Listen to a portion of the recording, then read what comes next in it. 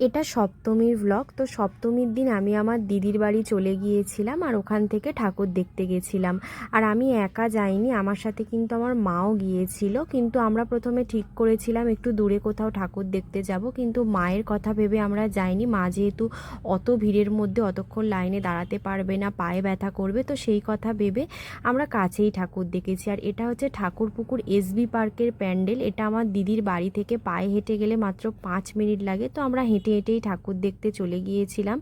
তো বাইরে অনেকক্ষণ লাইন দেওয়ার পর আস্তে আস্তে ভিতরে ঢুকেছি। তোমরা যারা ফোনে এই প্যান্ডেলটা দেখেছো তারা তো জানোই, আর যারা সামনে থেকে দেখেছো তাদেরকে তো আলাদা করে কিছু বলার নেই। তো আমরা ভিতরে ঢুকে ভালো করে ফটো ভিডিও সমস্ত কিছু তুলে নিয়েছিলাম, কারণ ভিতরে তো বেশিক্ষণ দাঁড়াতে দেয় না। যে কোনো প্যান্ডেলের ভিতরেই তোমরা দেখবে খুব বেশিক্ষণ কিন্তু দাঁড়াতে দেয় না। আর এখানে কিন্তু প্রত্যেকটা কাজ খুব সুন্দর করে ফুটিয়ে তুলেছিল। আর আমার সব থেকে যেটা ভালো লেগেছিল এই প্যান্ডেলে, সেটা হলো যেখানে মায়ের আরাধনা করা হচ্ছিল। এই জায়গাটা এত সুন্দর লাগছিল যে কি বলবো, সামনে থেকে না দেখলে এটা বোঝাই যাবে না। আর বাইরে বেরিয়ে একটু আমি ফুচকা খেয়ে নিয়েছিলাম।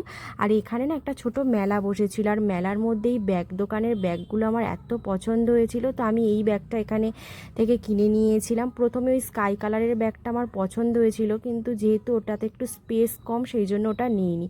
তারপর একটুখানি কুলফি খেয়ে নিয়েছিলাম। আর এদিকে আমার দিদির ছেলে কিভাবে কুলফি খাচ্ছে দেখো। তারপর বাড়ি এসে দেখলাম যে দিদিদের এখানে একটা ক্লাব থেকে পোলাও আর আলুর দম দিয়ে গেছে, তো সেটা দিয়েই ডিনারটা কমপ্লিট করেছিলাম। ভিডিওটা ভালো লাগলে একটা লাইক করে দিও। আজ আসি, দেখা হচ্ছে পরের ভিডিওতে।